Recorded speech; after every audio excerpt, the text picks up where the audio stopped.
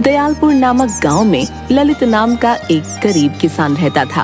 वो स्वभाव में बहुत सीधा था और सबकी मदद किया करता था, पर इतनी मेहनत के बाद भी उसके घर का गुजर बसर बहुत मुश्किल से हो पाता था।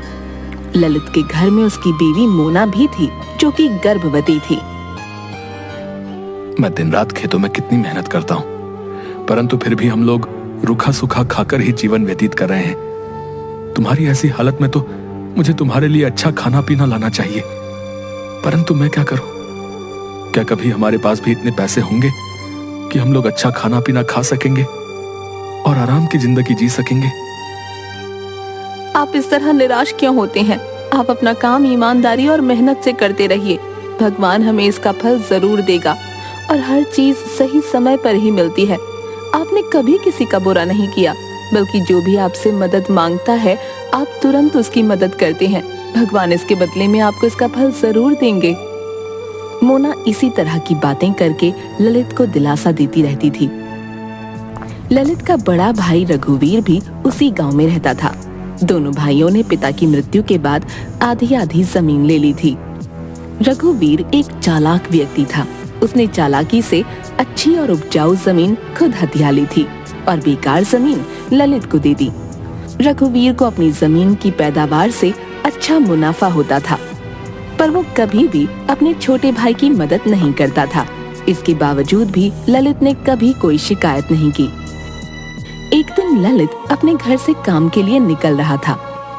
सुनो मोना, मैं खेतों पर जमीन खोदने जा रहा हूँ। आज दिन भर मैं वहीं रहूंगा। शाम तक ही काम पूरा हो पाएगा। तुम अपना ध्यान रखना और समय से खाना खा लेना, ठीक है? परंतु क्या आप खाना खाने घर नहीं आएंगे? ललित जानता था कि घर में केवल थोड़ा सा ही राशन बचा है, इसीलिए वो जानबूझकर मोना से कहता है, देखो मैं वहीं कुछ खा लूंगा, परंतु तुम समय से खाना जरूर खा लेना। ऐसी हालत में भूखा रहना ठीक नहीं है। ललित खेतों की तरफ जा रहा था, तभी पीछे से रघुवीर ने उसे आवाज लगाई। अरे ललित, सुनो तो जरा। अरे भैया आप, क्या काम है? देखो, मुझे तुम्हारी भाभी को लेकर शहर के डॉक्टर को दिखाने जाना है। यदि तुम मेरी जमीन पर आज खुदाई कर दो तो बहुत मेहरबानी होगी। ये सुनते ही ललित सोच में पड़ जाता है और बोलता है, भैया पर आज तो मैं अपने खेतों में खुदाई करने के लिए जा रहा था। रघुवीर बहुत चालाक व्यक्ति था। वो बातें बनाकर ललित को अपने जाल में फंसा लेता है। अरे भैया, आज मेरे खेतों में खुदाई होना बहुत जरूरी है और तुम्हारी भाभी को डॉक्टर के पास ले जाना भी जरूरी है। ये काम इतना जरूरी ना होता तो मैं तुम्हें ना कहता, और फिर मेरा तुम्हारे सिवा है ही कौन? ललित अपने भाई की भावुक बातों में आ जाता है और कहता है, ये तो बिल्कुल ठीक बात है। यदि एक भाई दूसरे भाई के काम नहीं आएगा तो भला और कौन आएगा? आप चिंता ना करें, मैं आज पहले आपकी जमीन पर ही खुदाई कर दूंगा, फिर कल मैं अपने खेतों में खुदाई कर लूंगा। आप भाभी को लेकर डॉक्टर के पास चले जाएं। धन्यवाद ललित, तुमने मेरी बहुत बड़ी समस्या हल कर दी। ठीक है, तुम शाम तक मेरे खेतों पर खुदाई करके रखना है। मैं शाम तक वापस आ जाऊंगा, है? इस तरह से अपनी बातों में फंसाकर रघुवीर ललित को अपने खेतों में खुदाई पर लगा देता है और खुद अपने काम से निकल जाता है। ललित पूरा दिन मेहनत करके अपने भाई रघुवीर के खेत की जमीन खोद देता है। शाम को रघुवीर अपने खेत देखने आता है तो वहाँ सारी खुदाई हुई देख मन ही मन सोचता है, कितना बेवकूफ है मेरा छोटा भाई। मैंने उसे अपनी बातों में फंसा लिया और उस बेवकूफ ने अपना सारा काम छोड़कर पूरा दिन मेरी जमीन को खोदने में लगा दिया। चलो मुझे क्या, मेरा तो काम हो गया। रघुवीर ललित से कहता है, अरे भाई, तुमने तो पूरी जमीन खोद दी। बहुत बहुत धन्यवाद। मैं कल आराम से इसमें जुताई करवा सकता हूँ। इसमें धन्यवाद कैसा भाई? अपने भाई की मदद करना तो मेरा फर्ज है। इस तरह थका हारा ललित अपने घर वापस लौटता है। अरे आप आ गए, आप हाथ मुंह धो लीजिए और पहले खाना खा लीजिए। घर में तो थोड़ा सा राशन था।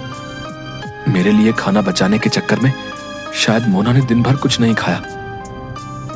मोना, ये खाना तुम खा लो, मुझे बिल्कुल भूख नहीं है। क्यों, क्या हुआ?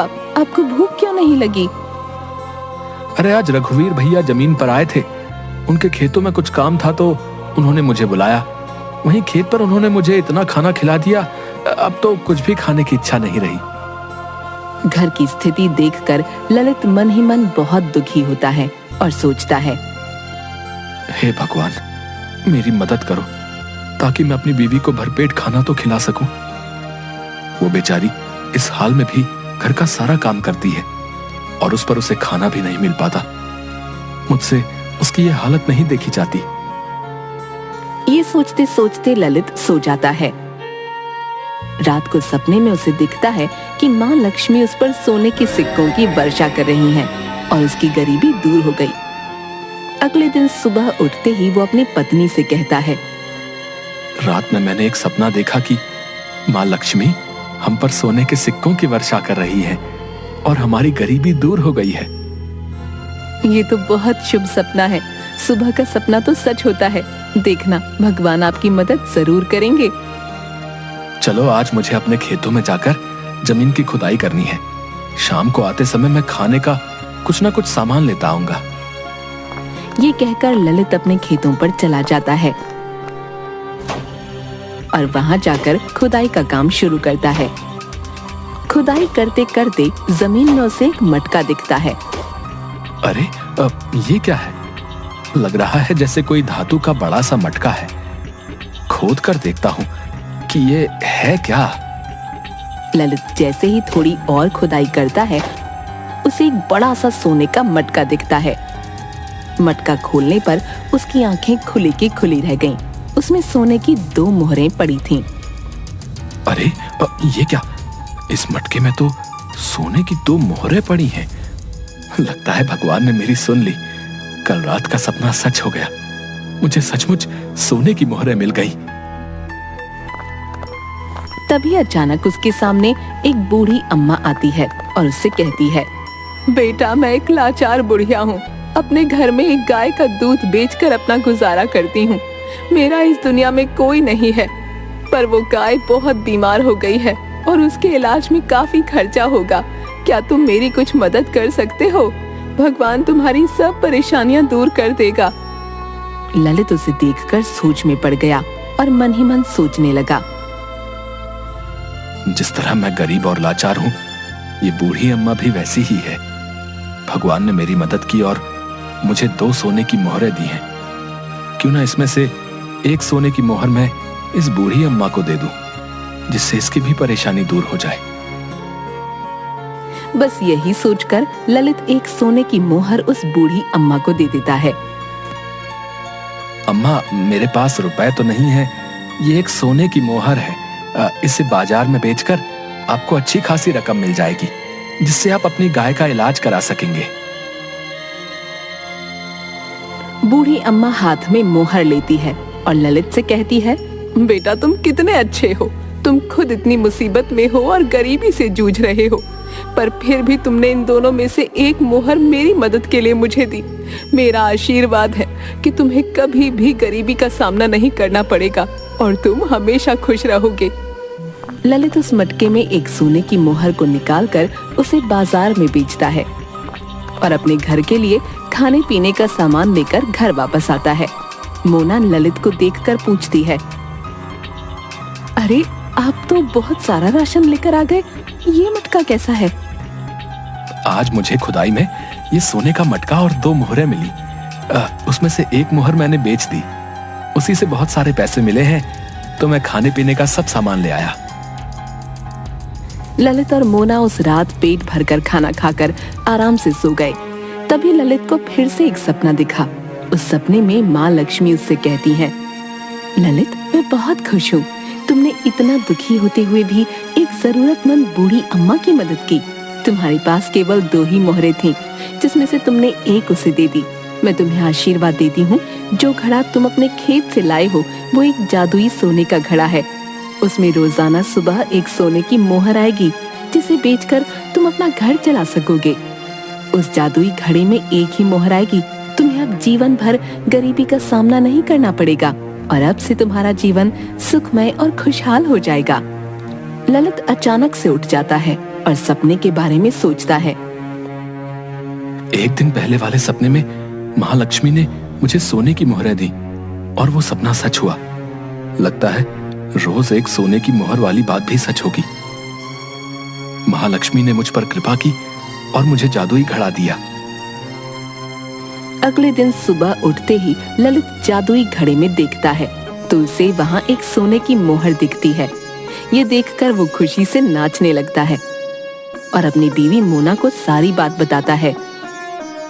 देखा, मैं ना कहती थी कि समय आने पर सब ठीक हो जाएगा। आपने हमेशा लोगों की मदद की है, इसी का फल भगवान ने आपको दिया है। अब हमारी गरीबी और परेशानी के दिन खत्म हो गए हैं। यदि रोज सोने की एक मोहर हमें मिलेगी, हमारा घर का खर्च भी अच्छे से चलेगा और खेती बाड़ी के लिए सामान भी बाजार से आ जाएगा। आपको अब कोई चिंता करने की जरूरत नहीं। इसके बाद से उस जादुई घड़े में रोजाना एक सोने की मोहर आती और ललित उसे बेचकर कम पैसों से अपनी जिंदगी चलाता। अब उन दोनों की जिंदगी बहुत आराम से कट रही थी और हर एक जरूरतमंद की मदद ललित किया करता था। ललित के घर इस तरह पैसे आते देखकर रघुवीर सोच में पड़ जाता है कि आखिर इसके पास पैसा आ कहां से रहा है। यही जानने के लिए रघुवीर ललित से कहता है। अरे भाई ललित, कैसी चल रही है जिंदगी? मैंने सुना है तुमने अपने मकान की बहुत अच्छी मरम्मत करवा ली और घर में खूब सामान भी ले लिया। क्या कहीं से लॉटरी खुली है? ललित बहुत सीधा था, अपने भाई को सारा सच बता देता है। भैया, मैं आपसे कहता था ना कि मेरी बीवी ने मुझे कहा है कि भगवान हमें हमारी ईमानदारी का फल जरूर देंगे। बस कुछ यूं ही समझ लीजिए कि भगवान ने हमारी मदद की और मुझे एक जादुई घड़ा मिल गया जिसमें रोजाना मुझे एक सोने की मोहर मिलती है। बस उसी से हमारी जिंदगी आराम से कट रही है भैया। सोने के जादुई घड़े के बारे में सुनकर रघुवीर का सर चकरा जाता है और उसके मन में वो घड़ा पाने का लालच आ जाता है। दिन मौका देखकर रघुवीर ललित के घर में चोरी छिपे घुस जाता है और सामने उसे सोने का वो घड़ा दिखाई देता है। अरे, तो ये है जादुई सोने का घड़ा। मुझे तो इसे पाने के लिए कुछ ज्यादा मेहनत भी नहीं करनी पड़ी। चलो, मेरा काम हो गया। इसे अपने घर ले जाऊंगा और रोज इसमें से सोने की एक मोहर लूंगा। रघुवीर जैसे ही उस घड़े को हाथ लगाता है, वो सोने के घड़े से मिट्टी के घड़े में बदल जाता है। अरे, अब ये क्या हो गया? ललित ने तो कहा था कि ये जादुई सोने का घड़ा है, परंतु मेरे छूते ही मिट्टी का कैसे हो गया? अभी मुझे यहाँ से जाना होगा। फिर किसी दिन मौका देखकर मैं इसे चुराने आऊंगा। रघुवीर उस घड़े को पाने के लालच में 2-3 बार चोरी करने के इरादे से ललित के घर आता है, पर जैसे ही वो उस घड़े को छूता है, वो मिट्टी का बन जाता है। तभी अचानक ललित वहाँ आ जाता है। अरे भैया, आप यहाँ कैसे आना हुआ?